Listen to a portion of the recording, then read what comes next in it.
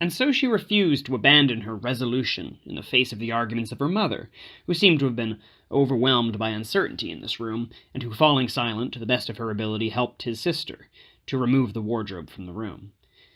Well, Gregor could do without the wardrobe if need be, but the writing desk had to stay, and no sooner had the two women left with the wardrobe against which they pressed themselves, groaning with effort, than Gregor thrust his head out from under the sofa to see how best, with due care and respect, he might intervene on his own behalf. It was unfortunate that it was his mother who came back in first, while Greta was still clasping the wardrobe in the next-door room, hefting it this way and that, without, of course, being able to budge it from the spot. His mother was not accustomed to the sight of Gregor. It could have made her ill, and so Gregor reversed hurriedly to the far right end of the room, but was unable to prevent the cloth from swaying slightly. That was enough to catch his mother's attention. She paused, stood still for a moment, and then went back to Greta. Even though Gregor kept telling himself that there was nothing particular going on, just a few sticks of furniture being moved around, he soon had to admit to himself that the toing and froing of the two women, their little exhortations to one another, the scraping of the furniture on the floor, did have the effect on him of a great turmoil, nourished on all sides, and he was compelled to admit that, however he drew in his head into his legs and pressed his belly to the floor, he would be unable to tolerate much more of it. They were clearing his room out, taking away everything that was dear to him. They had already taken the wardrobe that contained his jigsaw and his other tools. Now they were prizing away the desk that seemed to have taken root in the floor where he had done his homework at trade school, at secondary, even at elementary school. He really had no more time to consider the good intentions of the two women, whose existence he had practically forgotten, because they were now so exhausted they were doing their work in near silence, all that could be heard of them being their heavy footfalls. And so he erupted forth. The women were just resting on the desk next door to catch their breath, and 4 times changed his direction, for he really didn't know what he should rescue first. When he saw the picture of the fur-clad woman, all the more prominent now, because the wall on which it hung had now been cleared, crawled hurriedly up to it and pressed himself against the glass, which stuck to him and imparted a pleasant coolness to his hot belly. At least no one would now take away this picture, which Gregor now completely covered. He turned his head in the direction of the living-room door to see the women as they returned. They hadn't taken much of a break, and here they came again. Greta had laid her arm around her mother and was practically carrying her. "Well, what shall we take next?" Greta said, looking around. Then her eyes encountered those of Gregor up on the wall.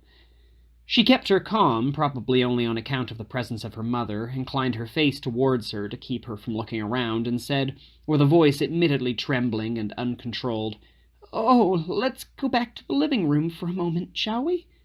Greta's purpose was clear enough to Gregor. She wanted to get her mother to safety and then chase him off the wall. Well, just let her try. He would perch on his picture and never surrender it. He would rather fly in Greta's face. But Greta's words only served to disquiet her mother, who stepped to one side, spotted the giant brown stain on the flowered wallpaper, and before she had time to understand what she saw, she cried in a hoarse, screaming voice, "Oh my God! Oh my God!" and with arms outspread, as though abandoning everything she had, fell across the sofa and didn't stir. "Oh, Gregor!" cried his sister, brandishing her fist and glowering at him. Since his metamorphosis, they were the first words she had directly addressed to him. She ran next door to find some smelling salts to rouse her mother from her faint.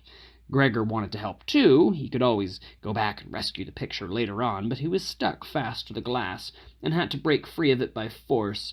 Then he trotted next door as though he could give his sister some advice, as in earlier times, was forced to stand around idly behind her while she examined various different flasks, and gave her such a shock, finally, when she spun around, that a bottle crashed to the ground and broke. One splinter cut Gregor in the face, the fumes of some harshly corrosive medicine causing him to choke.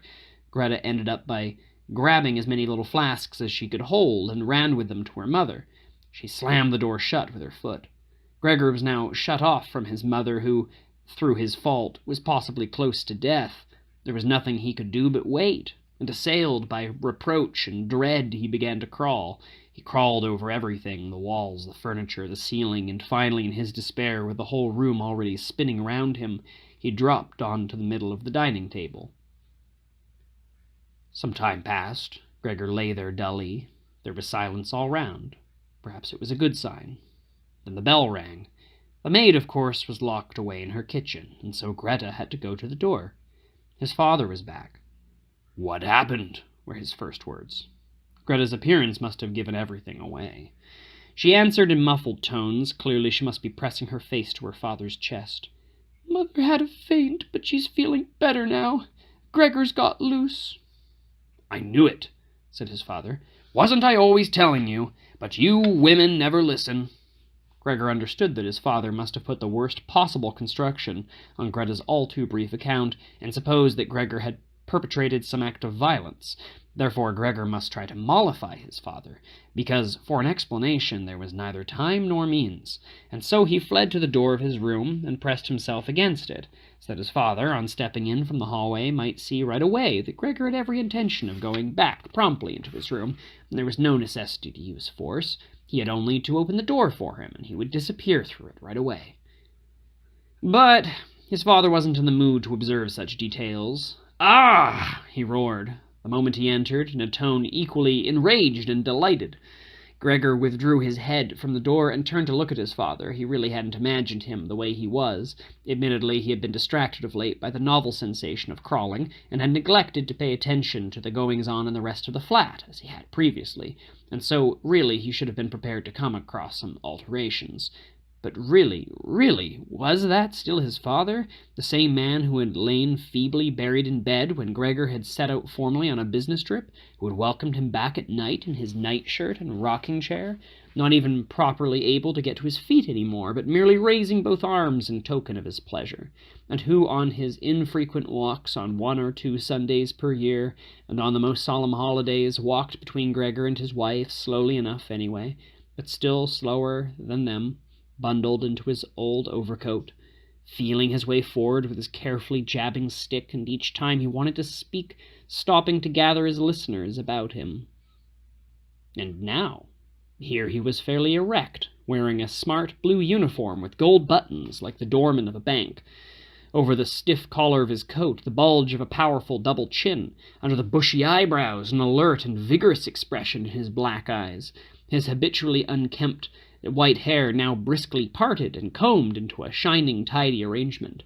He threw his cap, which had on it a gold monogram, presumably that of the bank, across the whole room, in an arc onto the sofa, and hands in his pockets, with the skirts of his long coat trailing behind him, he walked up to Gregor with an expression of grim resolve. He probably didn't know himself what he would do next, but even so, he raised his feet to an uncommon height, and Gregor was startled by the enormous size of his boot soles.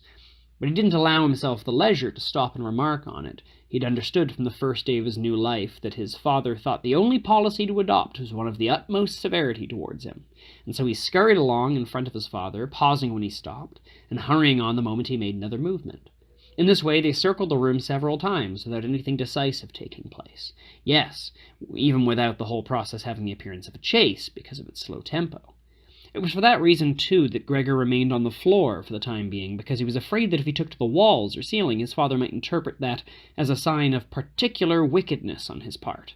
Admittedly, Gregor had to tell himself he couldn't keep up even this slow pace for very long, because in the time his father took a single step, he needed to perform a whole multiplicity of movements. He was already beginning to get out of breath. Even in earlier times his lungs hadn't been altogether reliable. As he teetered along, barely keeping his eyes open, in order to concentrate all his resources on his movement, in his dull-wittedness not even thinking of any other form of salvation beyond merely keeping going, and had almost forgotten that the walls were available to him, albeit obstructed by carefully carved items of furniture full of spikes and obstructions. Something whizzed past him, something had been hurled at him, something now rolling around on the floor in front of him. It was an apple. Straightway it was followed by another. Gregor, in terror, was rooted to the spot. There was no sense in keeping moving, not if his father had decided to have recourse to artillery. He had filled his pockets from the fruit bowl on the sideboard, and was hurling one apple after another, barely pausing to take aim. These little red apples rolled around on the floor as though electrified, often caroming back into one another. A feebly tossed apple brushed against Gregor's back, only to bounce off it harmlessly. One thrown a moment later, however, seemed to pierce it. Gregor tried to drag himself away, as though the bewildering and scarcely credible pain might pass if he changed position, but he felt as though nailed to the spot, and in complete disorientation he stretched out. With one last look, he saw how the door to his room was flung open, and his mother ran out in front of his howling sister in her chemise. Her sister must have undressed her to make it easier for her to breathe after her fainting fit. How his mother ran towards his father, and as she ran, her loosened skirts successively slipped to the floor, and how, stumbling over them, she threw herself at his father, and, embracing him, in complete union with him. But now Gregor's eyesight was failing him, with her hands clasping the back of his head, begged him to spare Gregor's life.